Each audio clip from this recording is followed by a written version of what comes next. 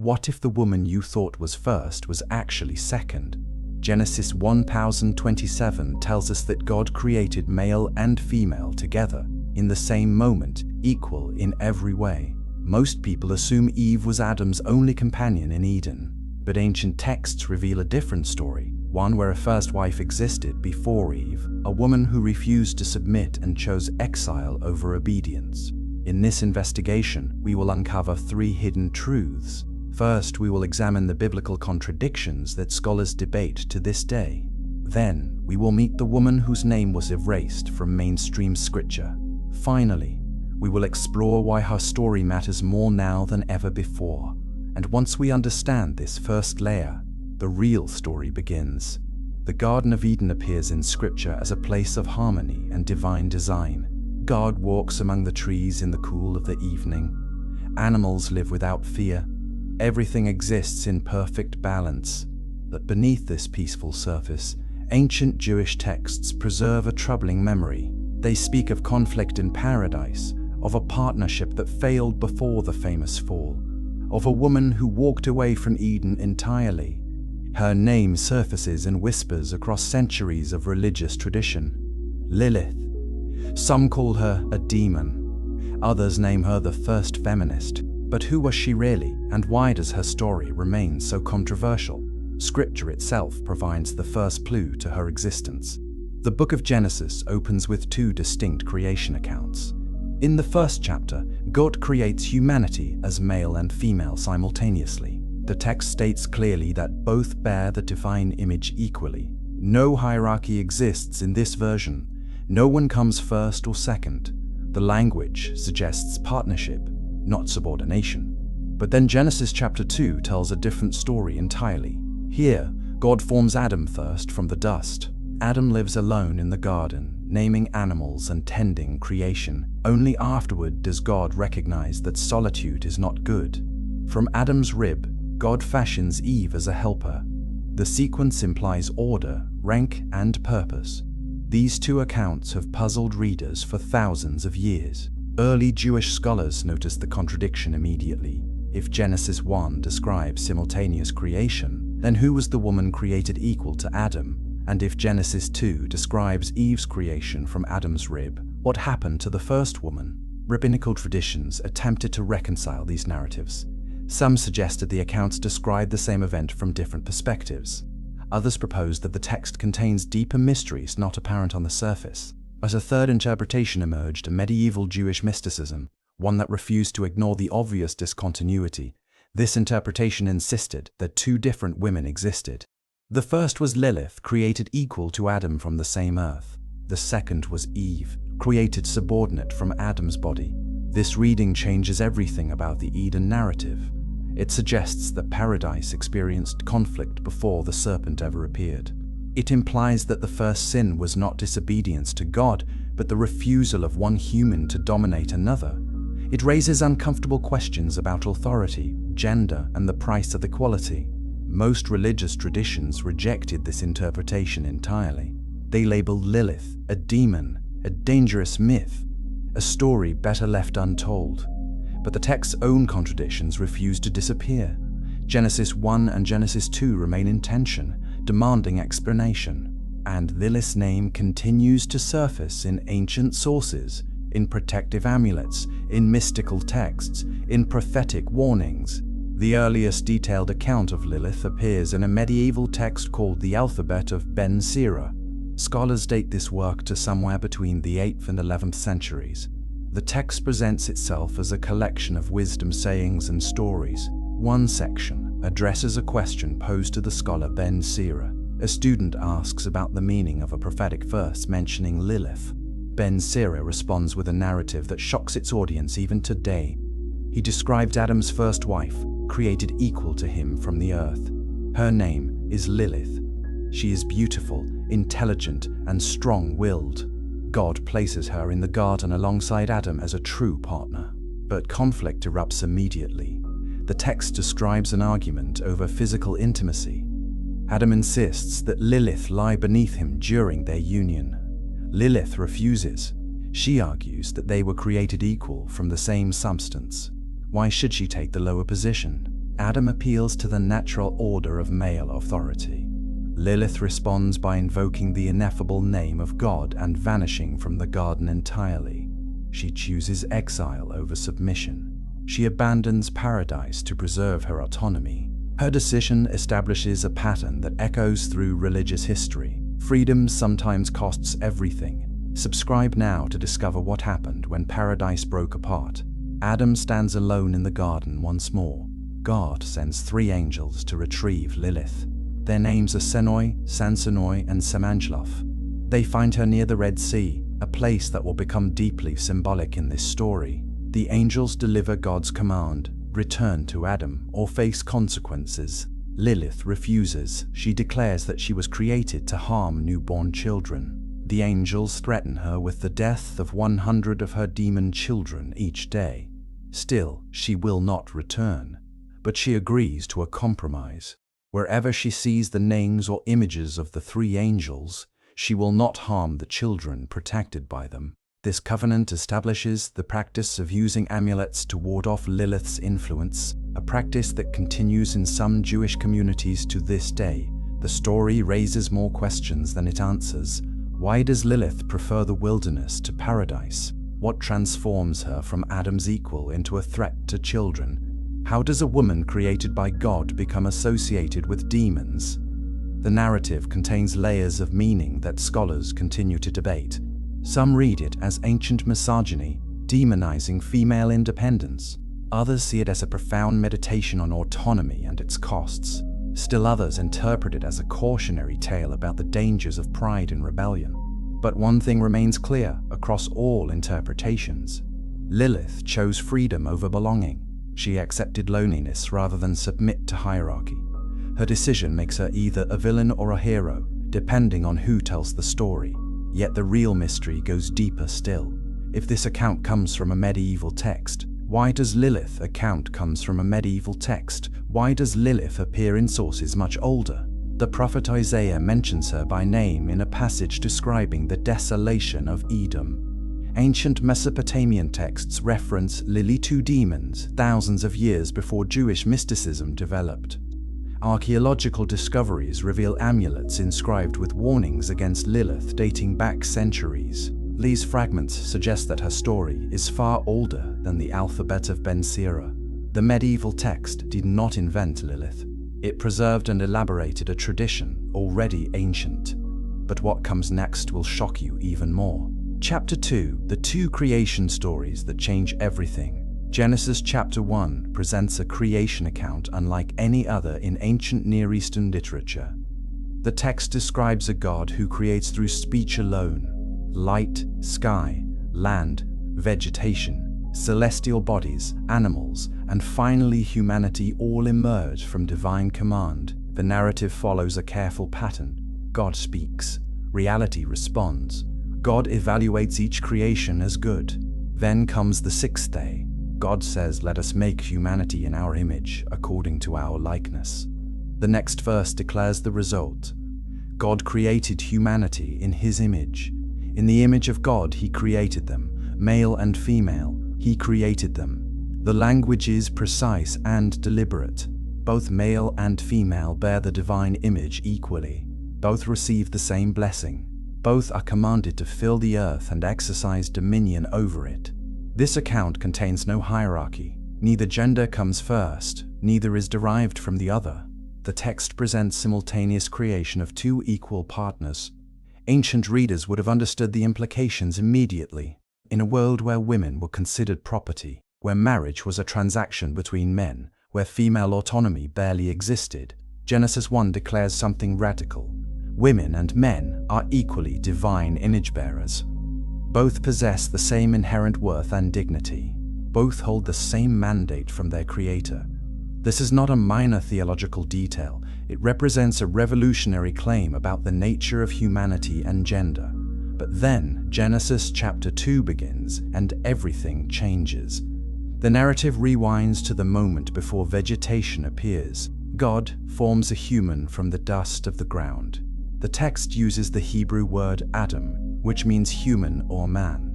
God breathes life into this dusty form. The human becomes a living being. God plants a garden in Eden and places the human there. The human receives instructions about which trees to eat from and which to avoid. Then God parades animals before the human so he can name them. The text notes that no suitable helper is found among the animals. God declares that it is not good for the human to be alone. So God causes a deep sleep to fall on the human. While he sleeps, God takes one of his ribs and closes up the flesh. From this rib, God builds a woman. God brings her to the human. The human responds with the first poetry in Scripture. This at last is bone of my bones and flesh of my flesh. She shall be called woman because she was taken out of man. The text concludes with a statement about marriage. A man leaves his parents and cleaves to his wife, and the two become one flesh. This second account creates a very different picture from Genesis 1. Here, the man exists first.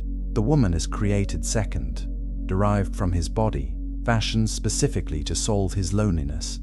She is named helper, a term that implies functional relationship and purpose.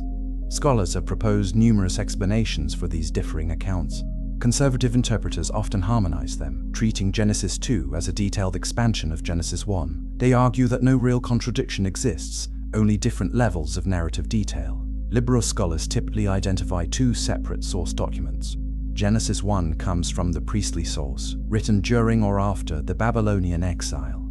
Genesis 2 derives from the Yahwist source, much older and more anthropomorphic in its description of God.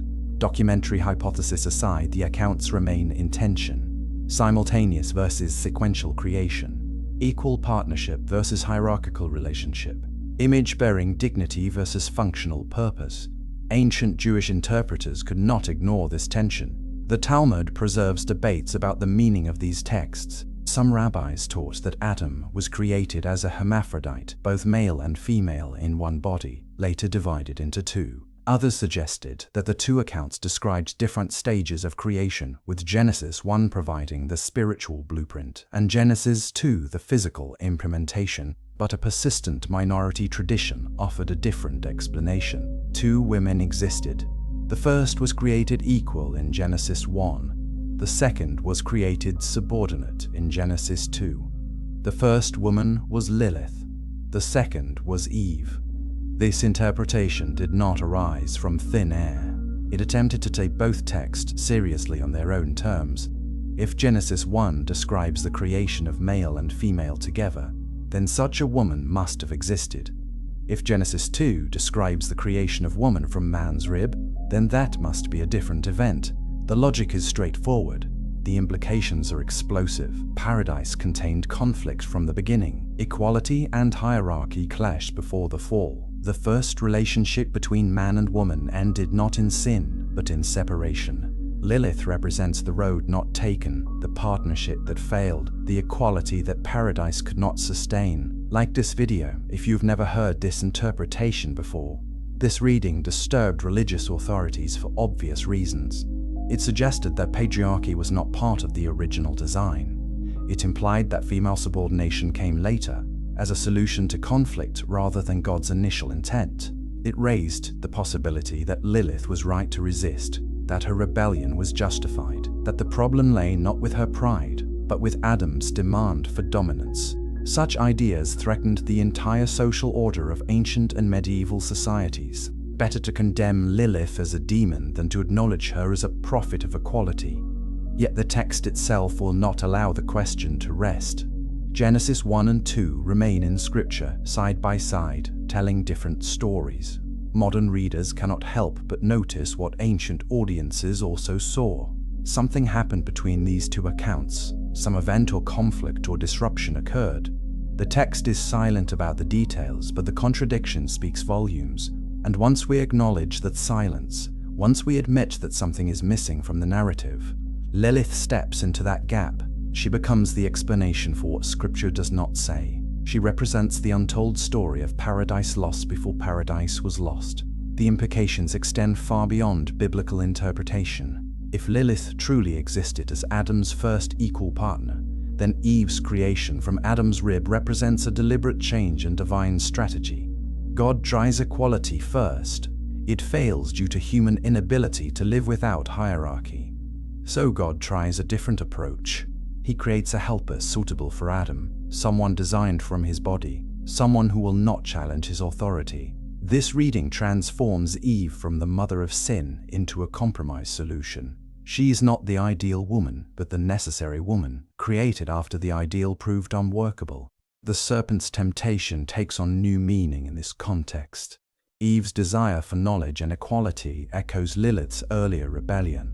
The pattern repeats because the underlying tension remains unresolved. But what happened to Lilith after she left Eden? Where did she go? What did she become? The next chapter reveals a transformation that changes everything we thought we knew. Chapter 3. The First Rebellion in Paradise. The Alphabet of Ben Sira describes Lilith's departure from Eden in stark terms. She speaks the ineffable name of God and vanishes. This detail deserves careful attention. In Jewish tradition, the divine name possesses creative power. God spoke the world into existence. The name of God contains that same generative force. By invoking the name, Lilith exercises power that should belong to God alone. She uses divine authority to free herself from divine design. This act is either the greatest blasphemy or the deepest faith, depending on your theological perspective. Some interpreters see Lilith's invocation as theft. She seizes power that does not belong to her. She manipulates sacred reality for personal ends. Her action parallels the later sin of Adam and Eve, grasping at divine prerogative. But other readers understand the scene differently. If Lilith was created in God's image, then she possesses divine authority inherently. Her use of God's name expresses her own God-given nature. She does not steal power. She claims what already belongs to her as an image-bearer. The text itself does not clarify which interpretation is correct. The ambiguity runs through every aspect of Lilith's story. Consider the argument that triggers her departure. Adam demands that Lilith lie beneath him. Lilith refuses, arguing that they were made from the same earth and are therefore equal. This is not a debate about preferences or desires. It concerns fundamental questions of power and personhood. Adam's position assumes that maleness confers authority. His body should be above hers. His will should govern hers. His pleasure should be prioritized. Lilith's counterargument appeals to their shared origin. Both came from dust. Neither can claim superiority based on the process of creation. If they are equal in origin, they must be equal in relationship. The text frames this as a conflict of a physical position, but the real issue goes much deeper. What Adam demands is submission. What Lilith claims is autonomy. These two values cannot coexist in their relationship. Either Adam accepts Lilith as a true equal, which requires him to relinquish assumed authority, or Lilith submits to Adam's dominance, which requires her to abandon her sense of self-worth. Paradise offers no middle ground. No compromise exists that satisfies both parties. One must yield entirely to the other. Neither is willing to do so. Adam appeals to God for support. This detail matters. Adam does not accept Lilith's argument or agree to equality. He seeks divine intervention to enforce his view. The text does not record God's immediate response to Adam. Instead, God acts after Lilith has already left. God sends 3 angels to retrieve her. This sequence raises troubling questions. Does God's dispatch of angels indicate that Lilith was wrong to leave? Or does it simply reflect God's desire to preserve the first marriage? Could the angels represent an attempt at mediation rather than condemnation? The text provides no clear answer.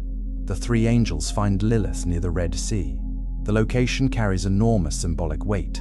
The Red Sea represents the boundary between slavery and freedom in Jewish tradition. Moses leads the Hebrew people through its waters, leaving Egyptian bondage behind. The sea parts to create a path from oppression to liberation, but the same waters destroy Pharaoh's army. The Red Sea is a place of transformation, of judgment, of irreversible choice. Lilith's presence there suggests that her departure from Eden represents her own exodus.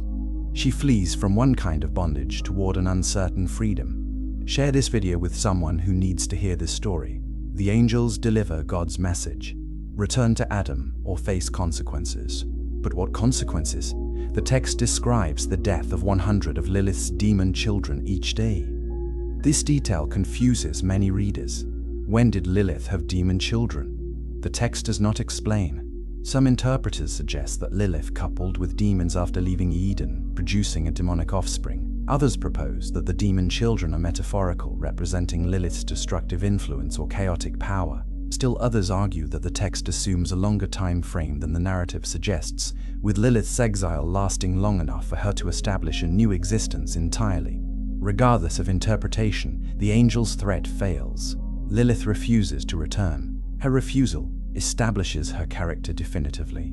She values autonomy more than security. She accepts devastating loss rather than compromise her principles. She becomes the first figure in religious literature to choose freedom over belonging. This makes her either admirable or damnable. The text allows both readings simultaneously. Lilith stands as a warning about the cost of pride and a model of resistance against oppression. She is the villain of the story and its hero. She embodies what traditional religion most fears and what prophetic religion most requires. But Lilith does not simply reject the angel's demands. She offers a counter-proposal. She agrees to limit her destructive power wherever she sees the names or images of the three angels. This covenant represents a boundary between Lilith's realm and the human world. Parents who invoke the angel's protection place their children outside Lilith's reach. The agreement assumes Lilith's power while constraining it through ritual means. This becomes the basis for a widespread practice in Jewish communities. Amulets inscribed with the angels' names protect infants from Lilith's influence. These amulets appear in archaeological records spanning centuries and continents. The existence of this protective practice reveals something important. Lilith was not merely a literary figure or theological abstraction. People believed she posed a real threat. Parents feared her power over their newborn children. Communities developed rituals to defend against her. The story shaped behavior and belief across generations.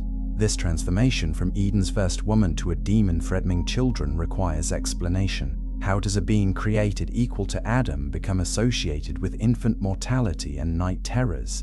The text offers no transition. Lilith leaves paradise and appears later as a demon. The gap between these two states contains mysteries that scholars still debate. Some propose that Lilith's transformation reflects psychological projection. Ancient communities needed explanations for infant death, particularly sudden infant death syndrome, which modern medicine now understands but ancient people experienced as inexplicable tragedy.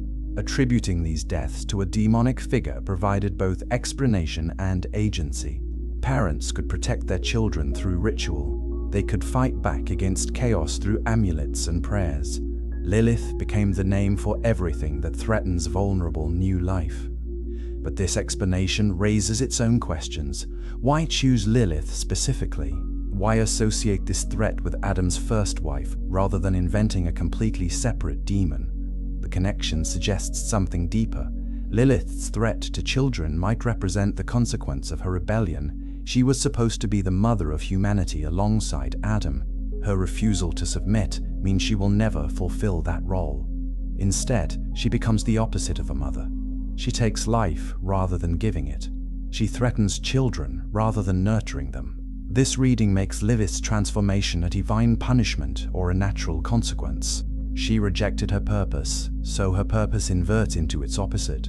But this interpretation depends on accepting that women's primary purpose is motherhood, precisely the assumption Lilith's original rebellion challenged. Perhaps the real answer is simpler and more disturbing. Perhaps Lilith's threat to children is not punishment or psychological projection, but power.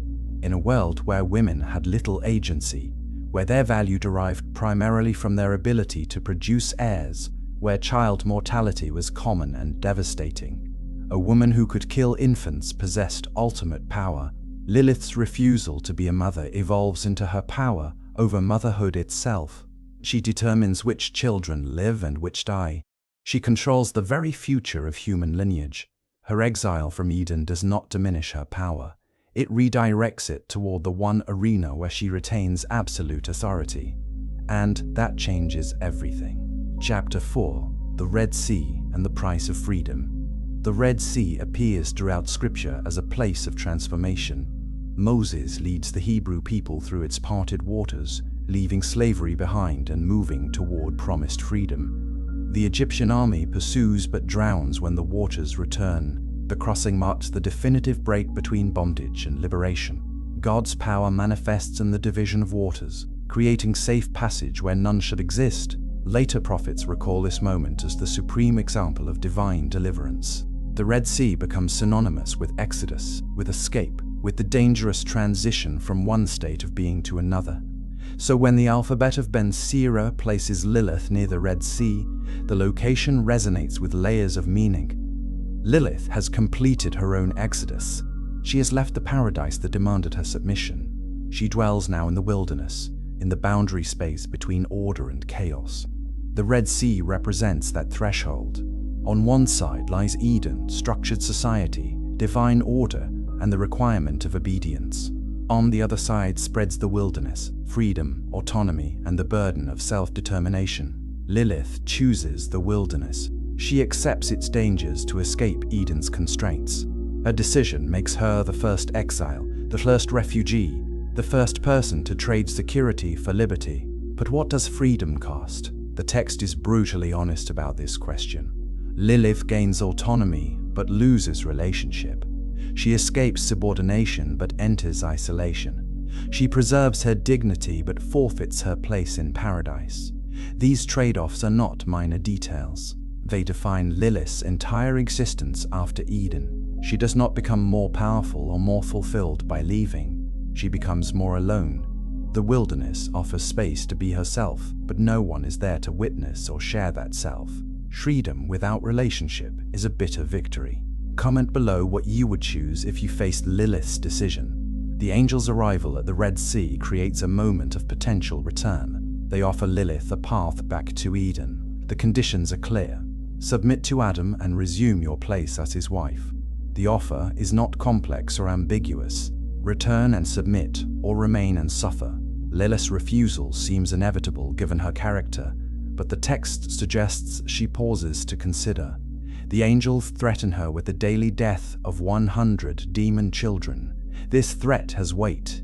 Whatever else Lilith has become, she is a mother. The loss of children, even demon children, causes real grief. The text does not present her as indifferent or cruel.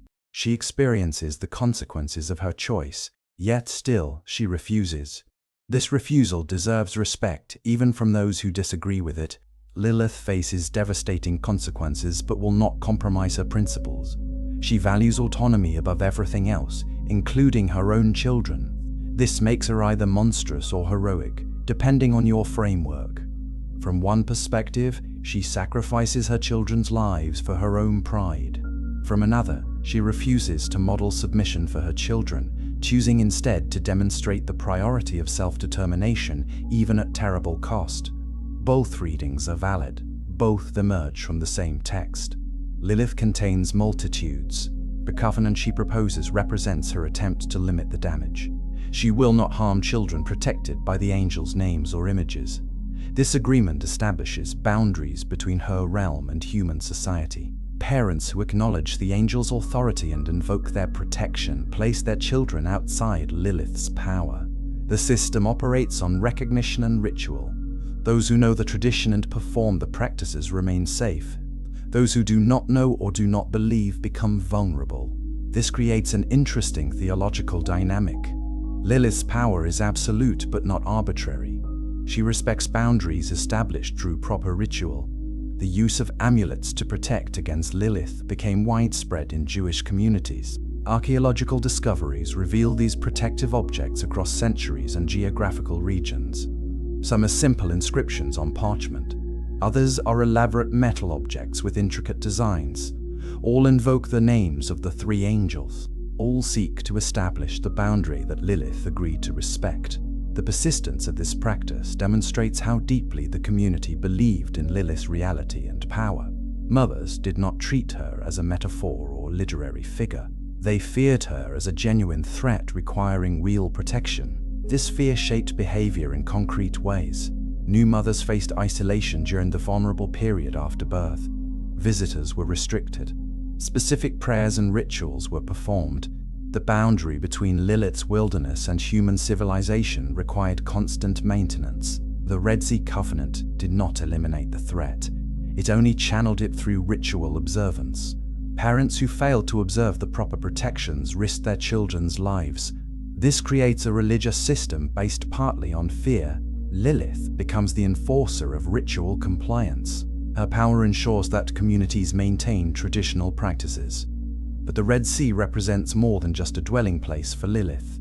It symbolizes the permanent separation between the life she left and the life she entered. She cannot cross back. Even if she wanted to return to Eden, the way is blocked, not by God's decree alone, but by her own choice. She spoke the divine name and vanished. That act cannot be undone. She crossed her own Red Sea. The waters closed behind her. She lives now in permanent exile, in the wilderness that freedom requires. This exile shapes everything she becomes. Consider the parallel with other biblical exiles. Cain flees after murdering Abel, marked by God but protected from revenge. He wanders in the land of Nod, east of Eden, building cities and establishing civilization. Hagar escapes Sarah's abuse and flees into the wilderness, where God meets her and promises her son will become a great nation. Moses kills an Egyptian and runs to Midian, spending 40 years in the wilderness before returning as a deliverer. Each exile involves both loss and transformation. Each wilderness becomes a place of encounter with the divine. Each exile creates the conditions for a new identity to emerge. Lilith's exile follows this pattern, but with darker implications. She does not encounter God in the wilderness with promises of blessing. She encounters angels with threats of judgment. She does not return as a deliverer. She becomes a destroyer. Her transformation is not redemptive but corruptive. The wilderness does not purify her. It releases her worst capacities. Or perhaps it simply reveals what was always there. Perhaps Lilith's true nature only becomes visible once the constraints of Eden fall away. Perhaps paradise hid what the wilderness exposes. Perhaps we are all more dangerous than we appear when social pressure is removed. The Red Sea Covenant creates a kind of cold war between Lilith and humanity. She possesses power to harm but agrees to restraint under specific conditions. Humans possess vulnerability but gain protection through ritual observance. Neither side trusts the other. Neither side relents from their position. The covenant is not peace but managed hostility. It acknowledges Lilith's power while limiting its application. It allows human society to continue while granting Lilith her autonomy. The arrangement is unsatisfying to everyone involved but preferable to open warfare, and somehow it holds. But what transforms a woman into a demon? That question demands its own investigation. Chapter 5. When gods become demons. The transformation of deities into demons represents a common pattern in religious history. When a new religious system rises to dominance, the gods of the old system do not simply disappear. They are redefined. What was once worshipped becomes forbidden. What was once sacred becomes profane. What was once divine becomes demonic. This process serves the interests of the ascending religion by discrediting competitors while acknowledging their power. The old gods are real enough to be dangerous but no longer worthy of worship. They are fallen, corrupted, hostile to the true faith. Their continued existence explains why people might be drawn to false worship. Their demotion justifies the new orthodoxy. Lilith's transformation follows this pattern perfectly. Evidence suggests she originated as a goddess figure in ancient Mesopotamian religion. She appears in Sumerian texts as a spirit associated with wind and storms. Akkadian incantations reference Lilitu demons, female spirits that prowl at night. The Epic of Gilgamesh mentions a Lilitu dwelling in a tree that Gilgamesh cuts down. These references predate Jewish mysticism by thousands of years. They describe supernatural female figures with power and danger, but not necessarily evil. Like many ancient spirits, they occupied an ambiguous space between helpful and harmful, requiring proper respect and ritual management. As monotheism developed in ancient Israel, these older spirits faced a theological problem. If only one God exists, what are these other beings? Early Jewish thought proposed several solutions. Some spirits became angels, messengers, and servants of the one God. Others became demons, rebellious creatures opposed to divine order. Still others faded from belief entirely, dismissed as superstition. Lilith fell into the demonic category.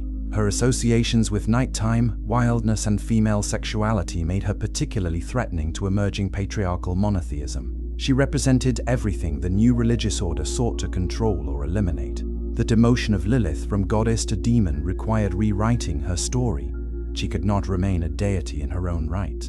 She needed an origin story that explained her power while justifying her condemnation. The narrative of Adam's first wife served this purpose brilliantly. It acknowledged Lilith's existence and power while framing both as results of rebellion. She was not an independent goddess. She was a created being who refused her proper role.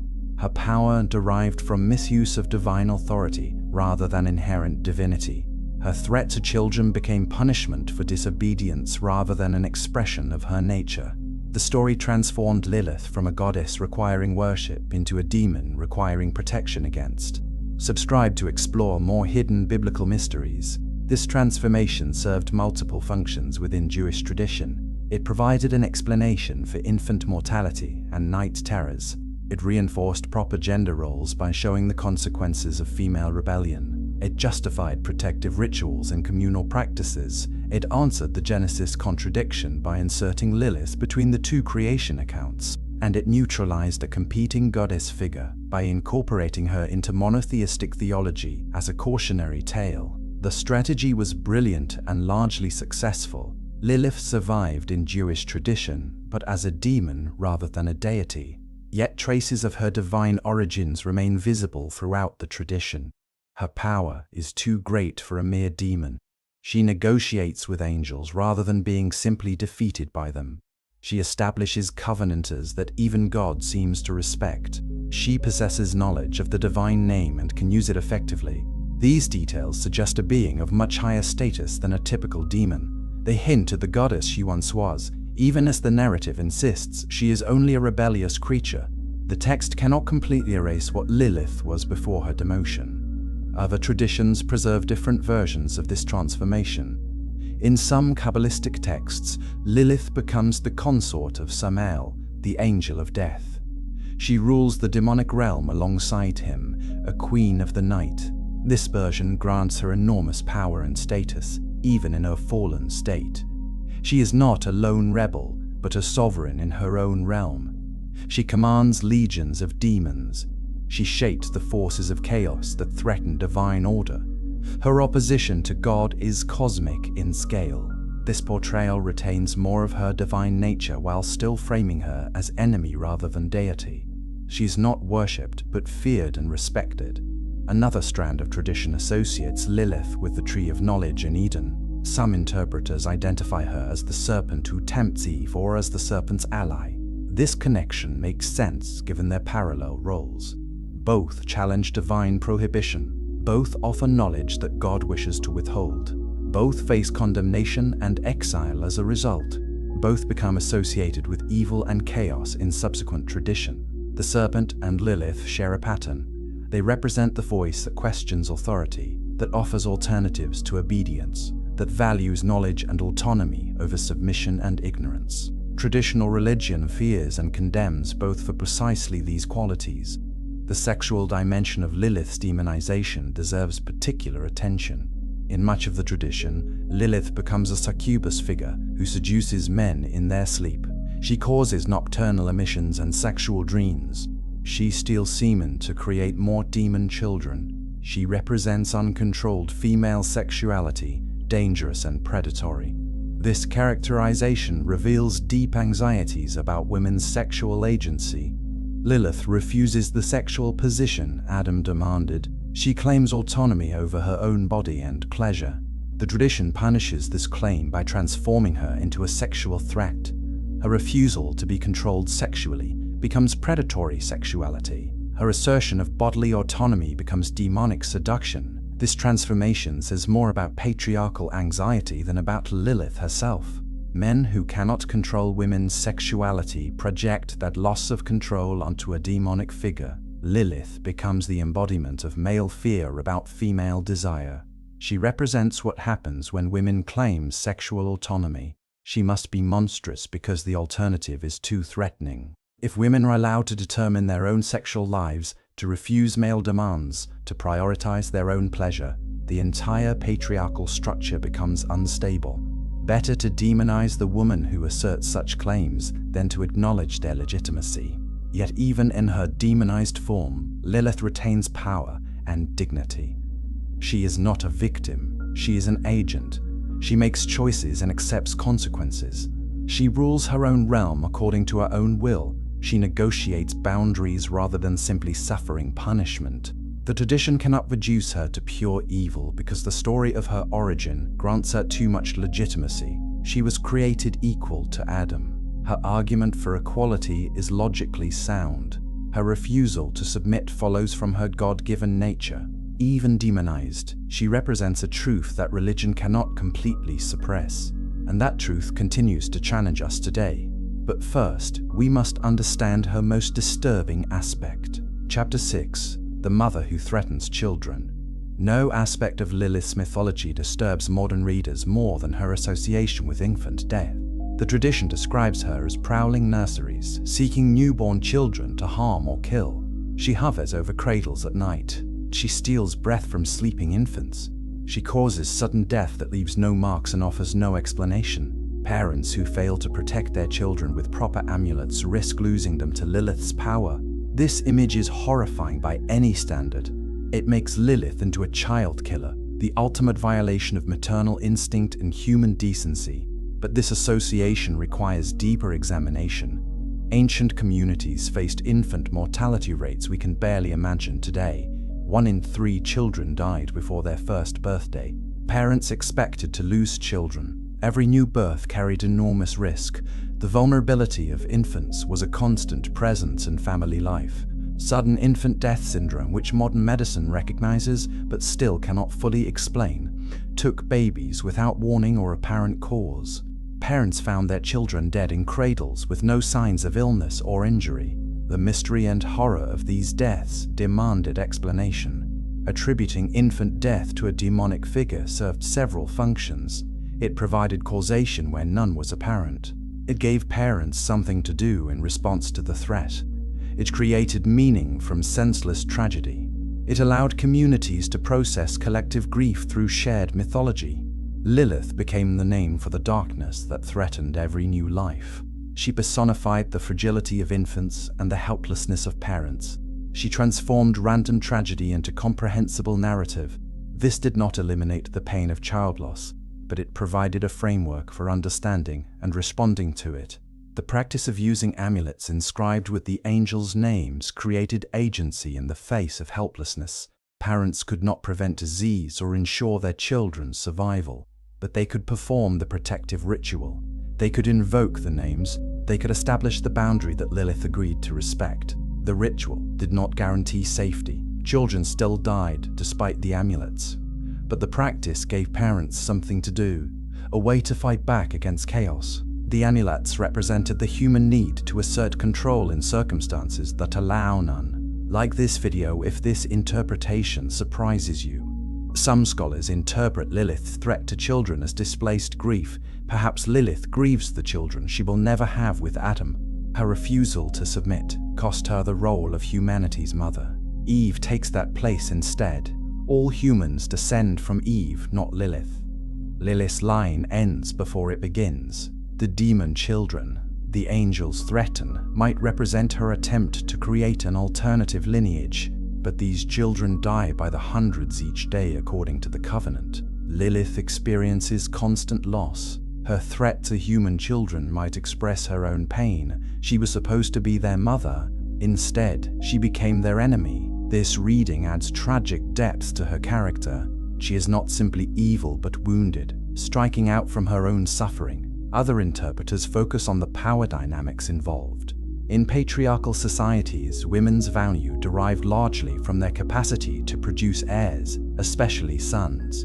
A woman who could not or would not bear children lacked status and security. Lilith's refusal to fulfill the maternal role would have been understood as rejection of women's primary purpose. Her transformation into a threat against children inverts that rejection into dark power. She will not create life, so she takes it. She will not be a mother, so she becomes the anti-mother. This inversion grants her power in the only realm where women possessed undeniable importance. She controls motherhood itself by determining which children survive.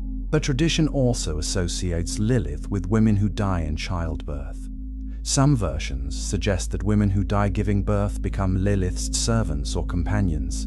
This association connects her with the danger that childbirth represented in the ancient world.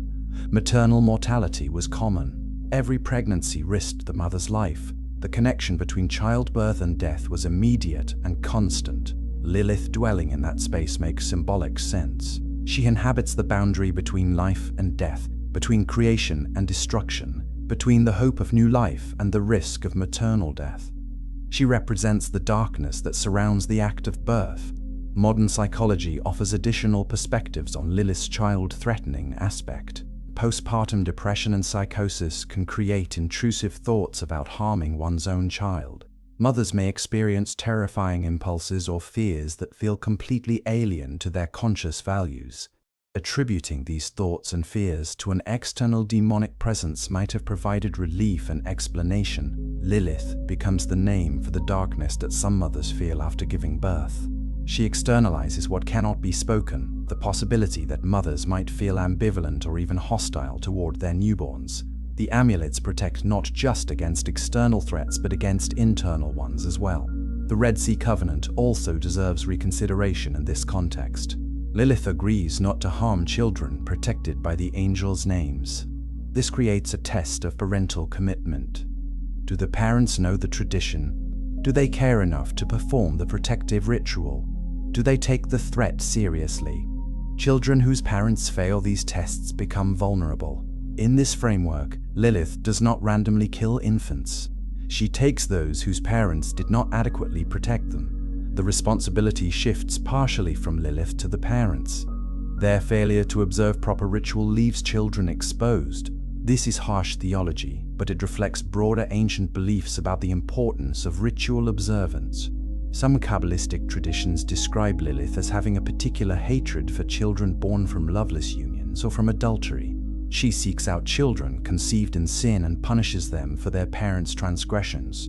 This version makes her into an agent of divine judgment, enforcing sexual morality through threats to offspring. It compounds the cruelty of her character, while paradoxically giving her a righteous function. She becomes not just a demon, but a supernatural enforcer of patriarchal sexual norms. Women who transgress face the loss of their children. The system uses fear of Lilith to control female sexuality and enforce marriage boundaries. Yet another interpretation focuses on Lilith as a liminal figure. She dwells in doorways and thresholds, in the space between inside and outside. Newborn children also occupy a threshold state. They have entered the world but not yet fully joined human society. Ancient cultures often delayed naming or formal recognition of infants until they survived the most dangerous early period. Children existed in liminal space, not quite fully human until they proved viable. Lilith rules that liminal space. She has power over beings in transition, creatures not yet firmly established in ordered reality. Her threat to infants reflects her dominion over boundaries and thresholds. Regardless of interpretation, the image of Lilith threatening children serves a clear function in the tradition. It makes her utterly unsympathetic. Whatever justice her original rebellion might have contained, her attacks on infants erase it. She becomes indefensible. Parents unite against her. Communities mobilize to protect against her. Her autonomy is reframed not as liberation but as monstrous selfishness. She values her pride more than innocent lives. This characterization is deliberate. It ensures that no one can fully embrace Lilith as a hero. She remains tainted by association with the worst imaginable crime. And yet her story refuses to end. But where did she come from originally? Chapter 7. Ancient Mesopotamia and the Origins of Fear.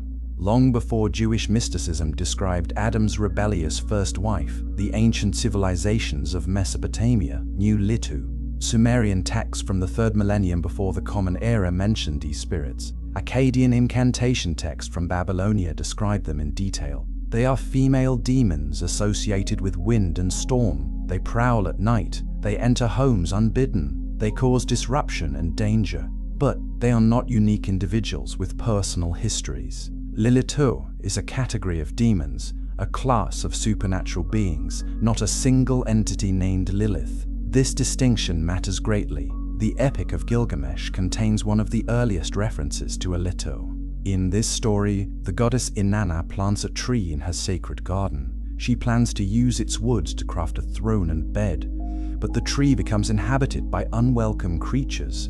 A serpent that knows no charm makes its nest in the roots. The Anzu bird raises its young in the crown, and in the trunk dwells a Litu. These 3 creatures represent chaos and wildness occupying sacred space. Gilgamesh helps Inanna by killing the serpent and driving away the other creatures.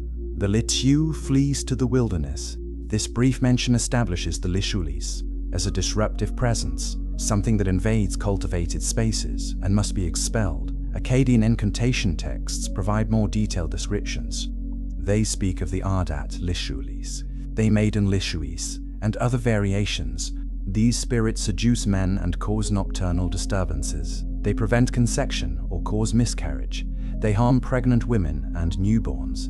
The texts provide ritual formulas for protection against them. Specific incantations, offerings, and practices can ward off their influence. The Mesopotamian understanding of Litu focuses on their function and the methods for controlling them rather than on individual identity or mythology. They are forces to be managed, not characters with stories. So, how does a class of Mesopotamian wind demons become the singular figure of Lilith in Jewish tradition? The transformation occurs gradually over centuries. As Jewish culture encountered Mesopotamian traditions through exile and conquest, elements merged and evolved. The name Litu enters Hebrew as Lilith. The category of demons coalesces into an individual demon.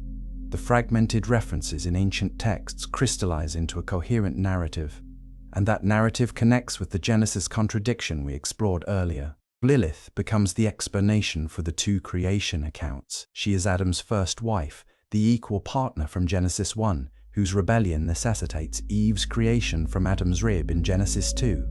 This synthesis is creative and profound. It takes scattered elements from multiple sources and weaves them into a mythology that addresses real theological and social questions. It explains biblical contradictions. It provides a powerful cautionary tale about female rebellion. It justifies protective rituals against infant mortality. It demonizes an older goddess figure in service of monotheism.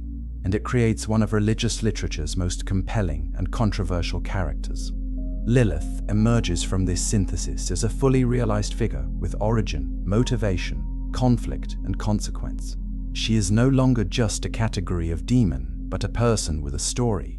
The prophet Isaiah provides the oldest biblical reference to Lilith by name. In chapter 34, Isaiah describes the coming desolation of Edom as divine judgment. He lists the creatures that will inhabit the ruins. Among them is Lilith. The Hebrew text says she will find a resting place there. This brief mention has generated enormous scholarly debate. Some translators render Lilith as screech owl or night creature, treating it as an animal rather than a demon. Others preserve the name Lilith, recognizing it as a supernatural entity.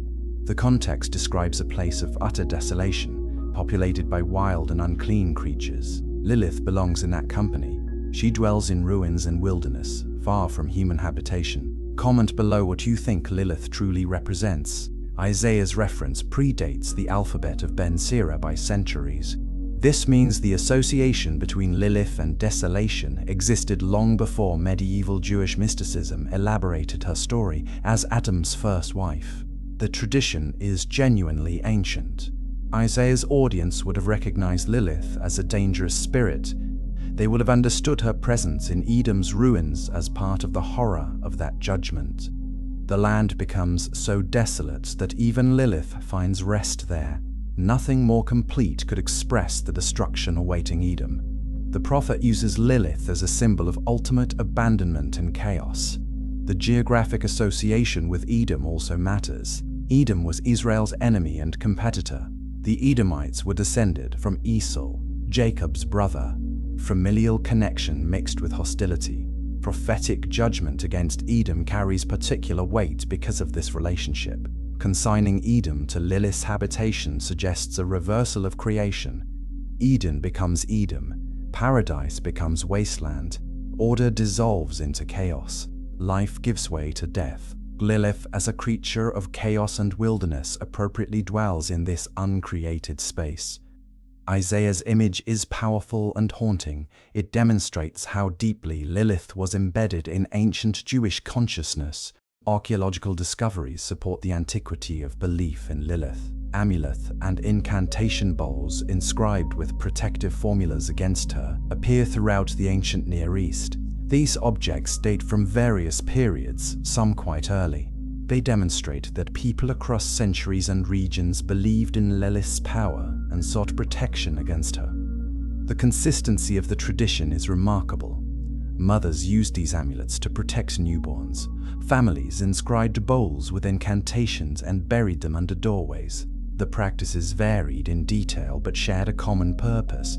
They all sought to establish boundaries that Lilith would respect. One particularly interesting artifact is a medieval amulet from Persia, now in the British Museum. It depicts Lilith in chains, bound by the three angels. The amulet includes text describing her encounter with the angels at the Red Sea. It quotes her agreement not to harm children protected by their names. The physical representation of Lilith shows her with long hair, sometimes with wings, often with bird-like feet. These visual elements connect her to the Mesopotamian tradition of winged demons. The combination of text and image on the amulet demonstrates the persistence and elaboration of Lilith's mythology. Parents believed she posed a genuine threat. They invoked ancient authority to protect their children. The endurance of this tradition across such vast expanses of time and geography suggests that Lilith addresses something fundamental in human experience. She personifies fears that transcend particular cultures, the fragility of new life, the danger of female sexuality, the cost of autonomy, the power of wildness and chaos, the threat of the other. These anxieties are not unique to ancient Mesopotamia or medieval Judaism. They appear in every human society. Lilith gives them a name and a story. She makes the abstract concrete. She transforms diffuse fear into a specific entity that can be understood, discussed, and ritually managed. This is the function of mythology. It organizes human experience into narrative form, and Lilith performs that function powerfully across millennia. But what does she mean now? How does an ancient demon speak to the modern world? The final chapter explores Lilith's strange resurrection. Chapter 8, What Lilith Means. Today, Lilith disappeared from mainstream Christian tradition almost entirely. The early church rejected her story as Jewish folklore. Most Christians never heard her name outside academic discussions of obscure texts. But in the late 20th century, Lilith experienced an unexpected resurrection. Feminist theologians and writers rediscovered her story. They saw in her rebellion against Adam not demonic pride, but justified resistance. They reclaimed Lilith as a symbol of women's refusal to accept subordination. She became a patron saint of feminism, an ancient voice validating modern struggles for equality. This reclamation shocked traditional religious communities and sparked intense debate. Feminist interpreters emphasized Lilith's argument with Adam. She was created equal from the same earth. She refuses to accept subordinate position without cause. Her rebellion is not arbitrary but principled. She values autonomy and dignity over comfort and security. These qualities make her a powerful symbol for women facing patriarchal religious structures. Lilith offers an alternative to Eve, who is often blamed for sin and subordination. Lilith chooses defiance. She will not be controlled. She accepts terrible costs to preserve her freedom. Modern women resonating with these themes find in Lilith a mythological ancestor who validates their own resistance. This reclamation is not without problems. Lilith is a demon who threatens children in the traditional story. Ignoring this aspect requires selective reading. Feminist interpreters generally treat the child-threatening elements as patriarchal propaganda, added to discredit a rebellious woman. They argue that the original Lilith was simply a woman who refused submission. Later, male-dominated tradition demonized her by associating her with infant death. This reading separates Lilith into two figures, the original equal partner and the later demonic distortion. It allows celebration of her resistance while rejecting her violence. But this separation may be too convenient. Perhaps Lilith's darkness is integral to her story, not merely patriarchal addition. Jewish feminist thought engages with Lilith more ambivalently. Some embrace her as a necessary counterbalance to Eve. Eve accepts the curse of subordination to Adam after the fall. Lilith rejects subordination from the beginning. Together, they represent two responses to patriarchy: accommodation and resistance. Both have costs. Both have value. The tradition needs both women. Other Jewish feminists worry that elevating Lilith validates demonic imagery. They prefer recovering strong women already present in Scripture: Deborah, Miriam, Ruth, Esther. Why celebrate a demon when the Bible contains actual heroic women? This debate within Jewish feminism reflects broader questions about how to handle problematic traditional narratives. New Age spirituality adopted Lilith as well, often with less critical engagement. Some practitioners venerate her as a goddess of female empowerment and sexual liberation. They create rituals honoring her as a divine feminine figure. They emphasize her rejection of patriarchal control and her embrace of authentic selfhood. This approach largely ignores the demonic aspects of her tradition or reinterprets them as misunderstood power. New Age Lilith is a goddess who was wrongly demonized by patriarchal religion. Reclaiming her becomes an act of resistance against oppressive religious structures. This version of Lilith aligns more with the ancient Mesopotamian goddess than with Jewish tradition. Popular culture embraced Lilith enthusiastically.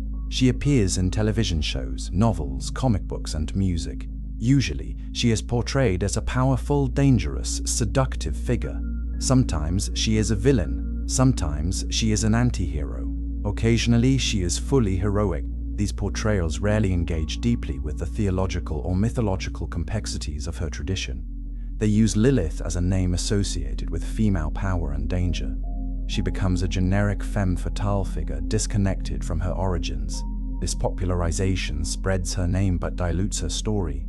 The cultural Lilith is a brand more than a character. Share this video to spread this knowledge. The question of what Lilith means today has no single answer. For some, she validates resistance against oppressive structures. For others, she embodies dangerous pride and rebellion against divine order. For still others, she represents the cost of autonomy and the loneliness of exile.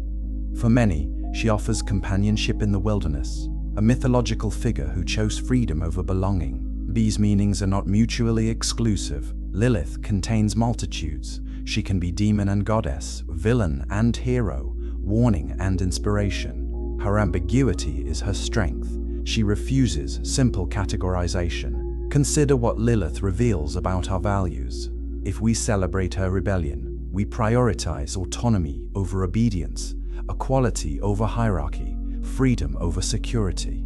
If we condemn her, we prioritize community over individualism, submission to authority over self-determination, the collective good over personal freedom. Neither position is simply right or wrong. Both reflect legitimate values in tension. Lilith forces us to choose which values we will prioritize when they conflict. She does not allow comfortable compromise. Her story demands decision. The theological implications of Lilith's story remain profound.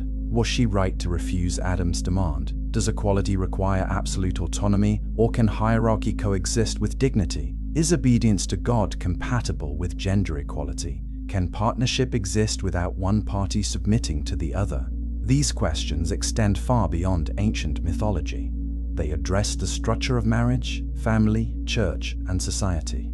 Lilith embodies one answer. True equality requires complete autonomy, even at the cost of relationship. Traditional theology offers a different answer. Order requires hierarchy, and hierarchy does not negate dignity. These theological positions cannot both be fully correct. One must yield to the other. Modern readers also face questions about the nature of freedom. Lilith gains autonomy but loses belonging. She dwells in the wilderness beyond Eden. She rules her own realm but remains isolated from the human community. Is this a victory or a tragedy? Does freedom require such loneliness? Can we have both autonomy and relationship, or must we choose between them? Lilith suggests that authentic freedom comes at the cost of belonging. You cannot be truly free and truly connected. The wilderness and the garden cannot coexist. You must choose. Yet perhaps the deepest question Lilith poses concerns the nature of the divine. If Lilith was created equal to Adam, then her rebellion is not against natural order, but against imposed hierarchy. God creates her as Adam's equal, but then sides with Adam when conflict arises. God sends angels to retrieve her and enforce her subordination. This raises uncomfortable questions about divine justice. Does God create beings with capacities and then condemn them for exercising those capacities? Does God establish equality and then require hierarchy? Is divine order inherently patriarchal? These questions challenge core theological assumptions. Lilith's story does not allow easy answers. Subscribe now to continue exploring the mysteries of Scripture. For those who have left religious traditions, Lilith offers particular comfort. She chose exile over compliance. She valued authenticity over acceptance. She accepted loneliness as the price of integrity. Many people who leave restrictive religious communities experience similar costs. They gain freedom but lose community. They preserve their sense of self but forfeit belonging. Lilith walks before them as a mythological companion. She validates the choice to leave. She demonstrates that the wilderness can be inhabited. She offers the possibility that exile can become home. For those who remain within traditional religious structures while questioning them, Lilith poses harder questions. Can you stay and also resist? Can you maintain belonging while claiming autonomy? Can you honor tradition while challenging its hierarchies? Lilith's answer is no. She sees only two options: submit or leave. But perhaps her story is not the only story.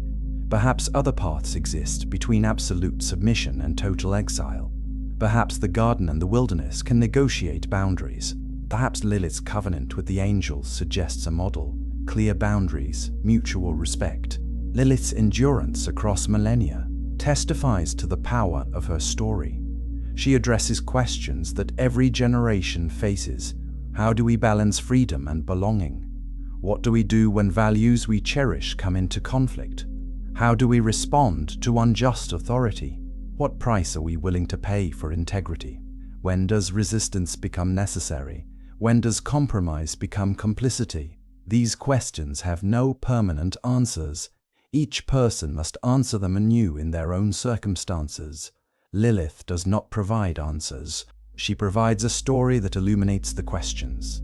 She demonstrates that choices have consequences, that values have costs, that integrity demands sacrifice. In the end, Lilith remains what she has always been, a figure of profound ambiguity. She is the first rebel and the first exile. She is a demon and a goddess. She is a threat to children and a symbol of liberation. She is a cautionary tale and an inspiration. She is a warning about pride and a validation of resistance. She contains all these meanings simultaneously. She refuses to be only one thing, and perhaps that refusal is her final lesson. Perhaps she teaches us that human experience is too complex for simple narratives. Perhaps she shows us that villains and heroes are not distinct categories but overlapping identities. Perhaps she demonstrates that the most important stories are those we cannot reduce to a single meaning. And perhaps that is why, after thousands of years, we still cannot stop talking about the woman who chose freedom over paradise.